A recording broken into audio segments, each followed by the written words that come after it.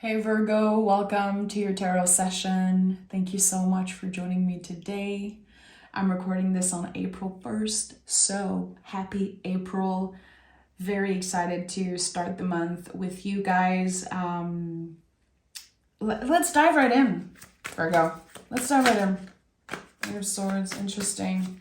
So,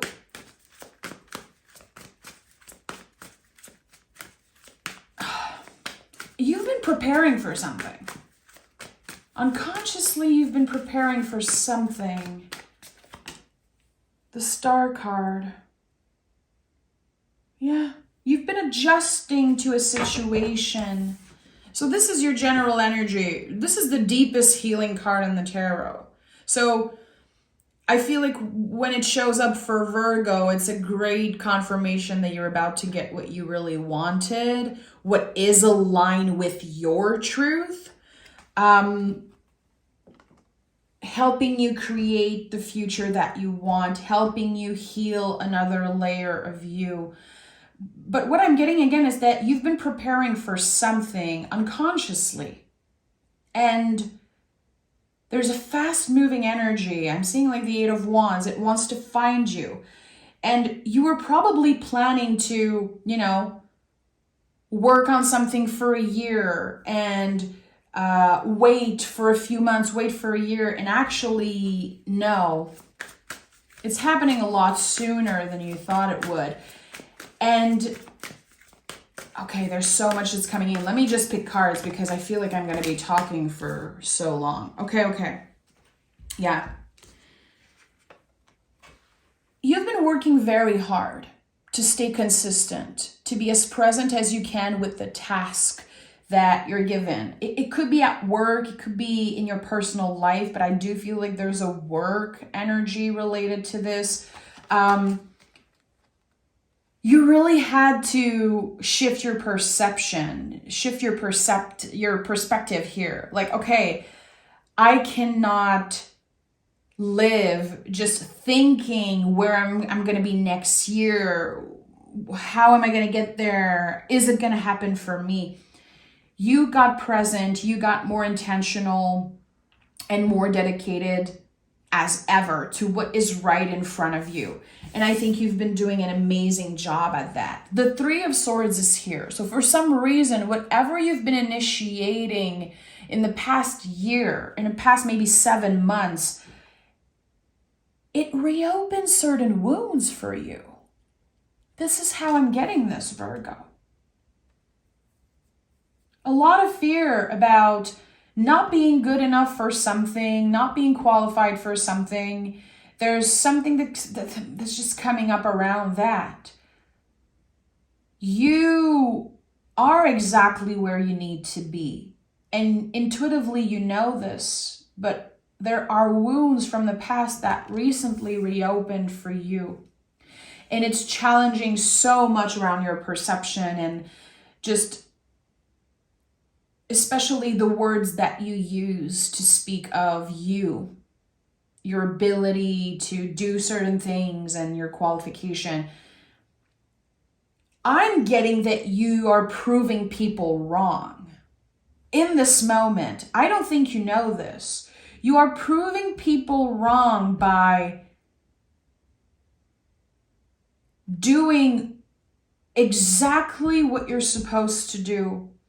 To not try to rationalize, intellectualize whatever work you're having to do. You understand, I just have to do this thing.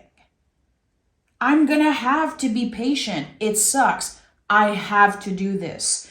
But your brain and your heart, you're having a very hard time aligning those two things.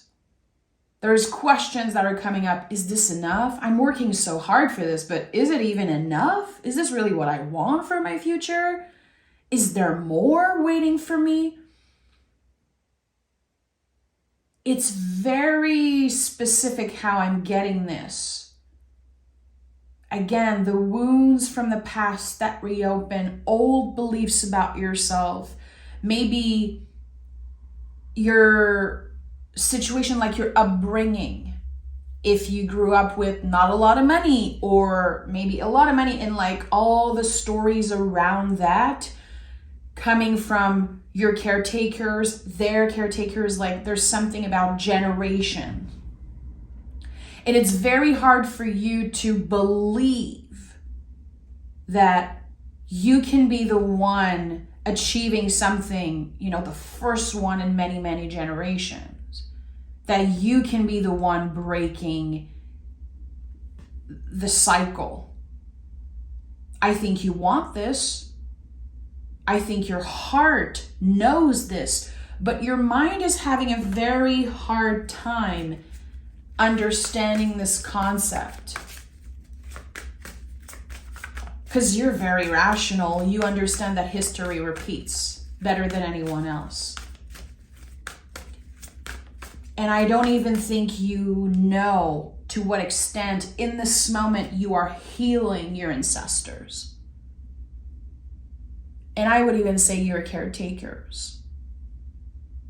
Not that it's your job to heal anyone. Maybe it is literally your job, but I'm getting so many big messages. I'm literally getting Virgo was the chosen one for this. Virgo is the chosen one.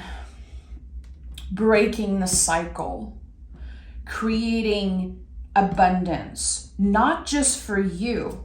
Abundance that you will be able to share. And Virgos are very generous. I feel like you guys don't get enough credit for that at all. You want to make sure people around you are comfortable, people around you are safe. You want to make sure that you have enough when people call you and they're like, I need your help right now. And it's not just about money, it really is like the resources. Okay, the moon is here. You've been learning to navigate uncertainty. And I know this has been coming up a lot in like a lot of different readings for you, but you're still learning, and we're never done learning. We have to get curious. This is life. The moment you stop asking questions and being curious about everything, you stop living. And I think that you're getting a lot more curious around, again, what does it mean to surrender? What does it actually look like? And maybe, again, you're trying to rationalize and intellectualize something that isn't meant to be rationalized. You know, the moon card is connected to Pisces in the tarot. Pisces is your opposite sign on the zodiacal wheel. Pisces is part of your shadow work when you think about it. Living and flowing day by day, receiving whatever invitation, whatever challenges, with, again, an open heart and receptivity. To not plan everything, to not try to quantify, to get everything perfect. You're learning not only to, not be perfect, but to fully surrender. And it's a practice. It really is a practice, because when we're surrendering, we're breaking up with control. We're breaking up with the need to understand the outcome, to even plan an outcome, to even think about an outcome. It really is about a complete letting go.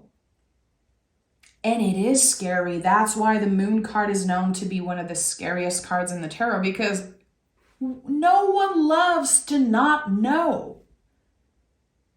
I hate it. I'm a nerd sign.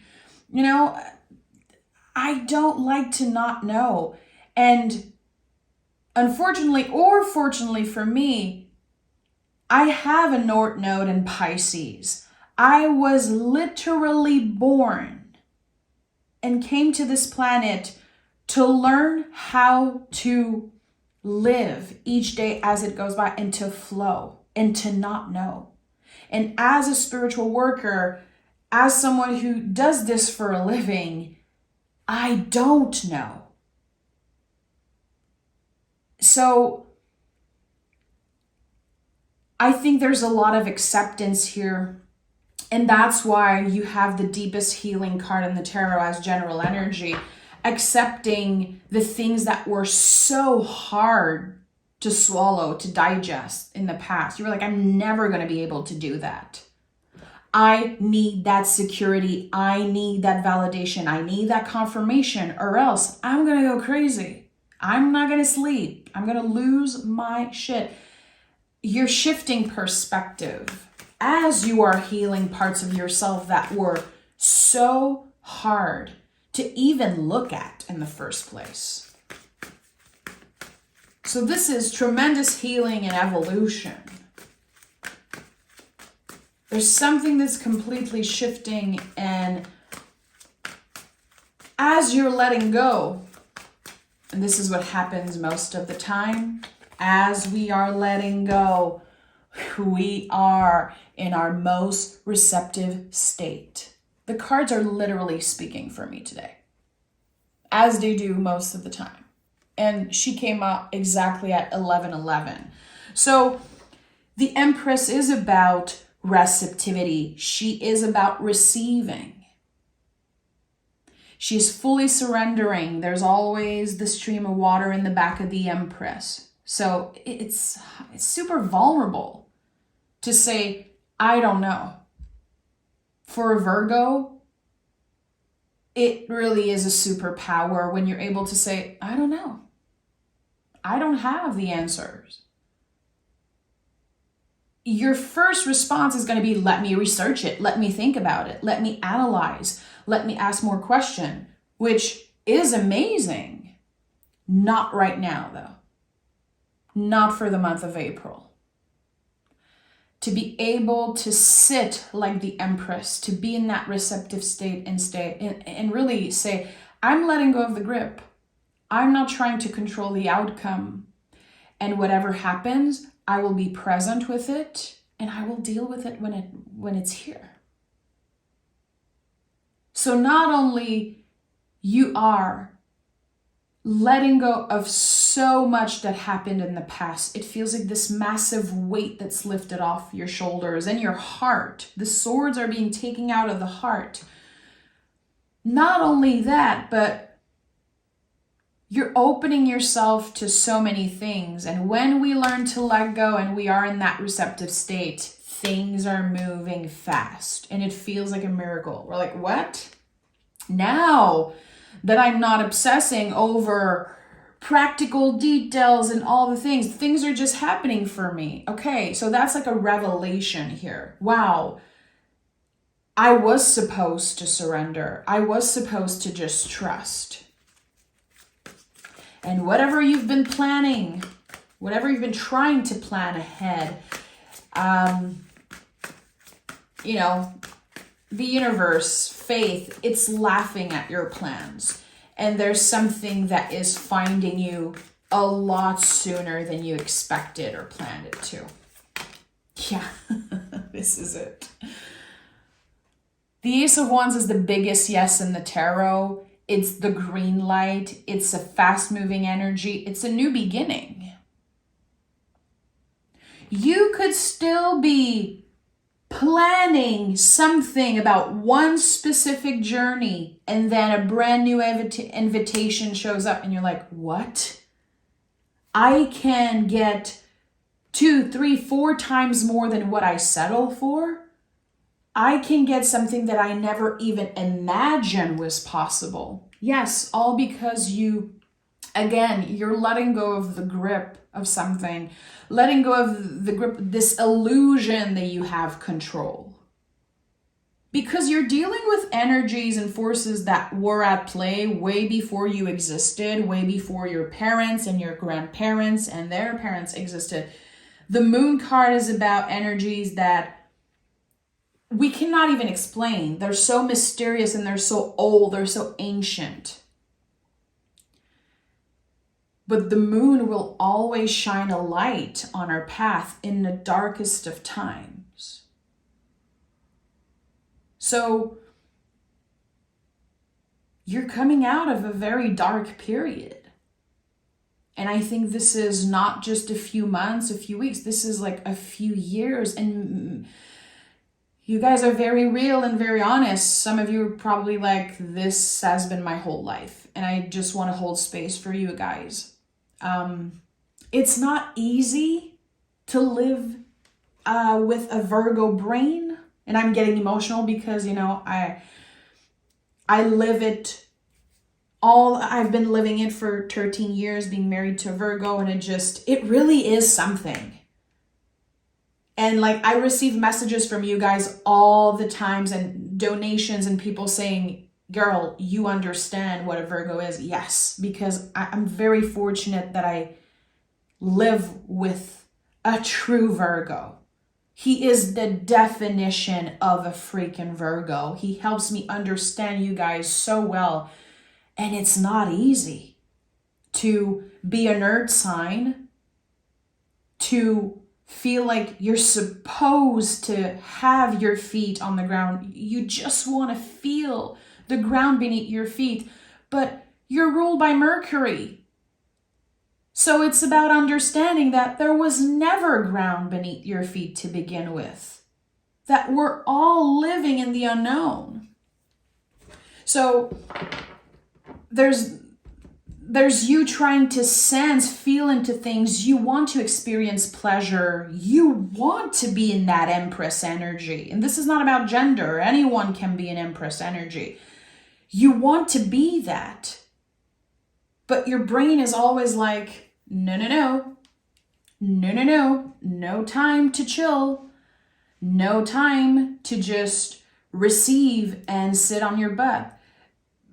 You have to do, you have to plan, you have to rationalize and strategize. And I think this comes from fear.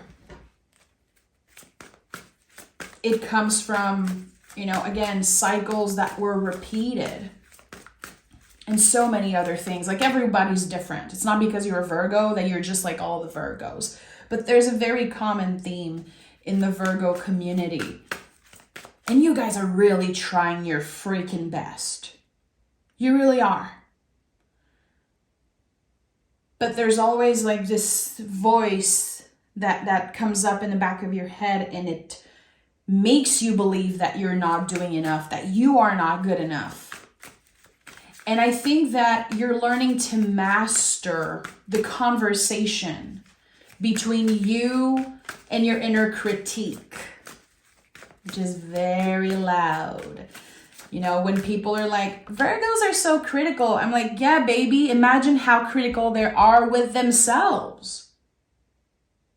How critical they are to themselves. Like, you cannot imagine what it is to live in the Virgo headspace. And people say that a lot, like, you spend the rest of your day living in your mind, so make it a nice place to be. Yeah, but how the hell am I doing that? If I'm constantly trying to survive, if there's constantly life challenging me and deaths and rebirths and transformation, like, how the hell am I making my brain a nice place to be? And it's a great question. And I think it really is about, again, the practice. It's about the little adjustments, the little things. Even if life is pressuring you to move faster, to do more, you're going to have to embody the Empress as much as you can. And the star card is so beautiful for Virgo. There's 1 foot on the ground, again, earth, 1 foot in the water. To me, that's so Pisces, again, your opposite sign. There's something here to find the balance between the two. Because it's not about choosing one side. It never is. Your ability to believe multiple truths at once and to question everything, don't ever lose that. But again, we need to find a balance, and I think you are working towards that in this moment. Queen of Swords is here. This is very weird because I've just ask you, how are we making our brain, our mind a nicer place to be? And the Queen of Swords is about nurturing the brain. It's about nurturing our mind, our nervous system. It's about mental health. This is such a mental health card. To be able to listen more, I think, is something so important for Virgos to practice, because you have the answer. And if you don't have the answer, again, you know how to research and get to the answer. But to listen, to be in that receptive state, I think is essential, and it's part of the practice of the Queen of Swords. It's part of the practice of the Empress. Moon card, again, listening. Okay, I'm hearing what this person is saying. I'm not thinking about how am I going to respond. I'm giving myself the time to digest, to not rush an answer. You're receiving an email, literally practicing sleeping on it or not answering right away, which is very hard for you. Virgos, keep you tuned. Virgos answer. They will get back to you. If a Virgo ignores your email, your text, they don't care about you. They're just, you're not that important to them. Let's just be real. And here there's something about practicing sleeping on information, even if it's the hardest thing ever, to understand when it is your place to speak, when it is your place to share your wisdom and share good advice. And the way to practice this, and this is something that I try to practice all the time. It's not like I'm better than you. It's not like I'm already, living in the Empress energy. I try, but it's an everyday thing. We're going to be healing for the rest of our lives. So the way I do this is when someone reaches out for, my friends want to talk, my family, whoever, I always try to ask them, do you need me to listen, or are you looking for advice? Do you want an advice, or are you just needing a friend to listen right now? And that gives them the opportunity to kind of take control of the situation and say, no, I just need to talk. Or, yeah, I'd love your opinion on that. It's giving them the opportunity to just kind of open the door for more. And I feel like this is such a beautiful foundation, because being receptive, it really starts with conversations. And I think being careful with the words that you use, how much you share. You are honest, you are an open book, but not everyone deserves to know everything. Not everyone deserves your good advice. And it's not always the time and place to share your wisdom, unfortunately.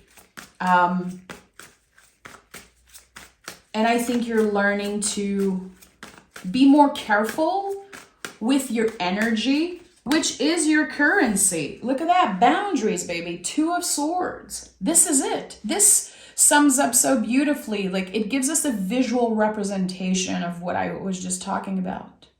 It takes so much mental strength, even physical strength, to be able to hold swords in that way. This is my favorite imagery in the tarot. I think that, again,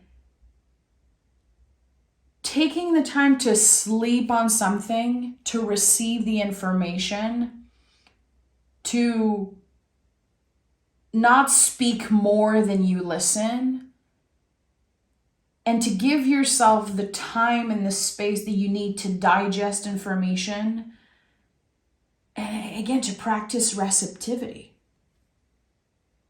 What is your feeling when I talk about receptivity? What does that word bring up for you personally?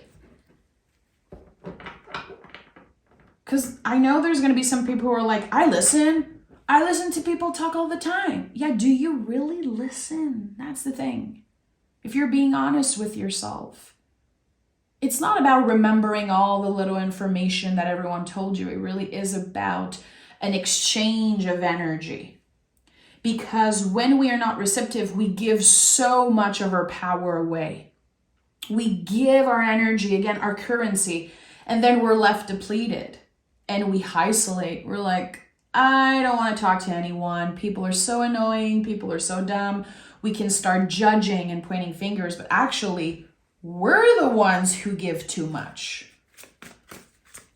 So again, it really requires taking a step back and having a different perspective. So 2 of Swords is when our new perspective is expanding even more. But there's an honoring of the rhythm. There's an honoring of whatever season you're going through personally. Again, it's not always the right time and the right place. We have the 5 of Swords, and give me one more. You're going to be tested around that. Everything I just shared today, Virgo, you're going to be tested around that this month, and this is a good thing. Because when you are being tested by the universe and by other people, it really creates some type of a wake-up call. And you learn so well from that. With the 5 of Swords, there's going to be a situation where someone is going to make you feel bad for whatever you said.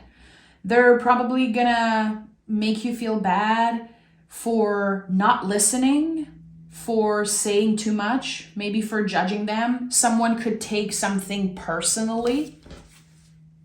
And your initial reaction is going to be like, okay, like this person is so sensitive. Why are they saying that? I didn't do anything. I think that there could be like a little defensiveness like at first. But the Knight of Cups is here, which again, that's my confirmation that this is going to be an amazing lesson for you, and it will change your life. It will improve your life. Because in that moment, instead of blaming, you're going to show yourself compassion, which helps you be more compassionate to other people. Okay, I did a mistake. Let me take accountability for giving too much when I know I shouldn't, for not listening, for rushing something, and let me do better. And you are already in the process of doing better. You know, the Knights in the tarot are about how we're moving. It's a movement card. So here we're moving with compassion, with, again, we're holding the cup, the water of the moon energy, of, again, to me, for you, this is a lot about Pisces. And I know this came up in your last reading, so I don't know where Pisces is in your chart.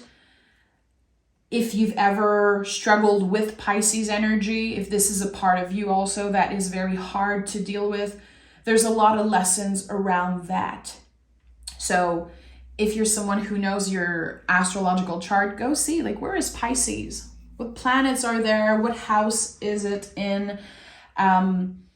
Because there's something that wants to be birthed from there. Your Pisces house, your Pisces energy, it will go through a rebirth. And the way you're moving after that, the way you're stepping into the next month, which is going to be May, is so much more comfortable. Mentally, physically, spiritually, emotionally. It's like your emotions are stabilizing. You're really finding that balance that you've been looking for. Not in extremes. It's not to pick one side. It really is to find that balance. To, yes, make a bunch of mistakes, but show yourself compassion for it. To understand that mistakes are not taking anything away from you. They're adding to your value as a person. And this, again, is like very personal, very internal. The April is going to be such an internal month for you. But when it ends, the way you carry yourself, the way you react, the way you experience everything, it's just improving. And this is going to be life-changing for you, my friend. Things are going to be moving incredibly fast. And as I said earlier, you're not expecting for things to move this fast. But fate doesn't care about your plans. The universe already has a plan for you, it seems like.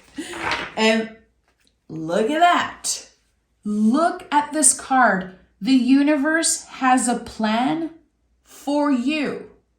Listen, Virgo. I can't make that up. And it's weird because I just did a Taurus reading and this is the exact card that came through. And I always shuffle my cards after I'm done with the reading, and I shuffle them on camera also. That's crazy in the best way. This is the sign that you've been looking for. This is the only sign that you need. Start trusting, start listening, and I would say save this reading and come back to it. Maybe one time a week or maybe mid-April. But I think that there are going to be pieces and information that just transform with you as the month go by. This is your sign. Things are about to change, and the universe already has a plan for you. I'm sending so much love, Virgo. Take care, and I'll talk to you guys next week.